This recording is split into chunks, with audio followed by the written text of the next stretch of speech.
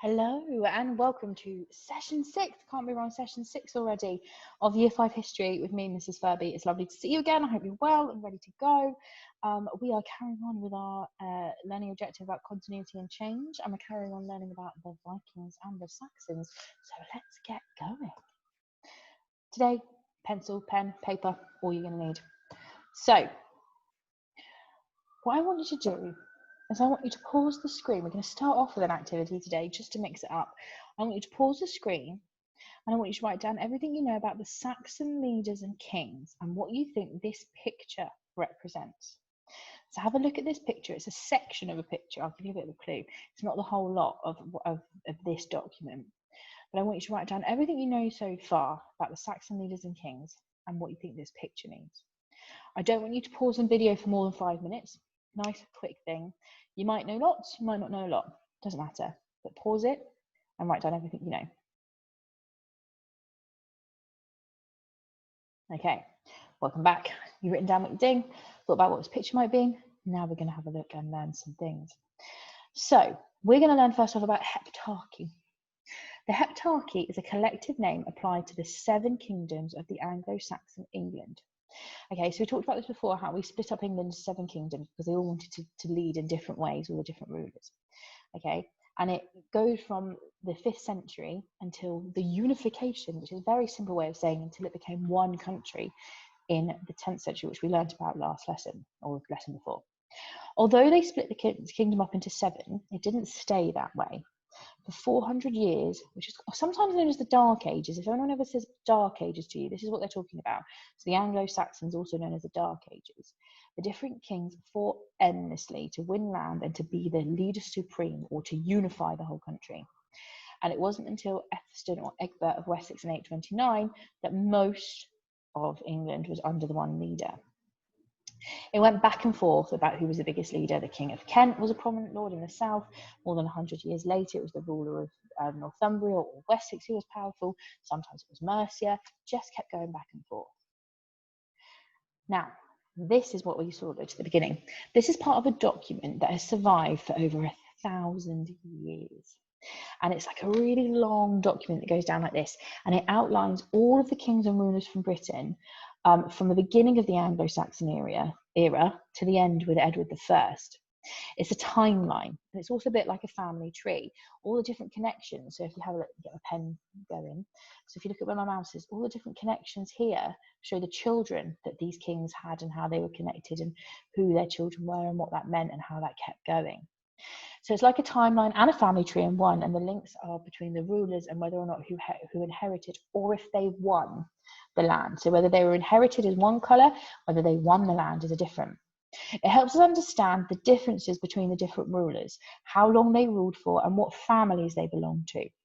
This is really important to know who was in charge and what was going on when we're looking at the ruling of the Anglo-Saxon England. The British Library, which is in London, keeps a copy of this document safe for historians to look at. And actually, you can look at a digital copy, so a computer copy of the whole document. And it's hundreds and hundreds and hundreds of pages long on the computer, which is amazing, so that everyone can see it. So, just to give you an idea, in England in 839, King Egbert defeated all the other Saxon ruler at the end of his reign. He was in charge of almost all of Saxon England, not taking into account the lands the Vikings had conquered. So here he is, and he's got all the different kingdoms that he's in charge of. It's a really big land, okay? And this is his picture from the document that I just showed you. That's what he looked like. Egbert was king of Wessex from 802 until his death in 839. Little is known of the first 20 years of his reign, but it's thought he was able to maintain the independence of Wessex against the kingdom of Mercia. So he fought off the Mercians, which at the time dominated other parts of England, of southern England, so where we are in Southampton, Bournemouth and Poole. In 825, he defeated Bournemouth and Mercia and ended Mercia's supremacy. So he defeated Mercia and he was now in charge. In 829, he defeated Mercia again and he drove him out of the kingdom and he then ruled Mercia. Later that year, he took over from the king in Northumbria, who gave in and said, all right, yeah, fair enough, you be in charge. And the Anglo-Saxon Chronicle, which is this document, and the big written document that we looked at last lesson, describes Egbert as the Britwalder, or the wide ruler of the Anglo-Saxon land. When he died in 839, Ethelwulf succeeded him. The southernmost kingdoms were finally absorbed into the kingdom of Wessex after the death of his son, and his descendants ruled Wessex and later all of England until 1013. And there was a lot of information there. You don't actually need to know a lot of it off by heart. All you need to know is that he was unifying and took part of things. So although there were 7 kingdoms, there weren't always 7 kings, and they fought and fought to be in charge and for their children to take over. Ethelwulf died in 858. Ethelwulf succeeded his father to the throne of Wessex. His father had done everything he could so that his son would be king after him. He appointed him as his sub-king, or as his heir to the throne. So today in Britain, we've got Queen Elizabeth II. Her heir to the throne is her son, Prince Charles, sub-king, the next king. And that's what Ethelwulf was to Egbert, ruler of the kingdom of Kent. So he had a smaller kingdom that he was in charge of to sort of give him an idea of what it would be like to be king. This gave him the experience he needed. In turn, Ethelwulf did the same for his sons to ensure that they would then get the throne after he died. Okay, and the first thing he did was to appoint his son to the King of Kent. Under Ethelwulf's rule, all of the important leaders became even more important. And in the 840s, I don't know if you can hear the rain outside, it's really loud right now. We had some really cool rain this summer. Okay, in the 840s, when the Viking raids became more frequent, it was his ealdormen who led various local armies against the invaders. So it's the people who followed him and were his supporters who went and invaded people. In 851, there were 3 large raids in southern England. The largest had over 300 ships, so many ships. Ethelwulf and his son Ethelbald met the Vikings in battle and defeated them. After this victory, Ethelwulf was considered the leading Anglo-Saxon king. In 855, Ethelwulf went on a pilgrimage to Rome. Okay, now, if you don't remember anything else, remember this. Okay, he went to Rome and he took his youngest son, Alfred, very important, remember Alfred, with him. And he left the care in the kingdom of his other son. Okay, so he went to Rome, which was one of the first times a Saxon king made that pilgrimage as a Christian king to Rome. And he took Alfred. Now, that's an important fact to remember. Ethelwulf had 6 children. His eldest was Ethelstan and was old enough to be appointed the sub-king, but he died. His next 3 sons were also kings, and they all died. His only daughter, who couldn't inherit, married somebody else in the kingdom of Mercia. So his youngest son, Alfred, who we know as Alfred the Great, and in the next few lessons, you're going to find out why, became the king. And no one ever thought he would.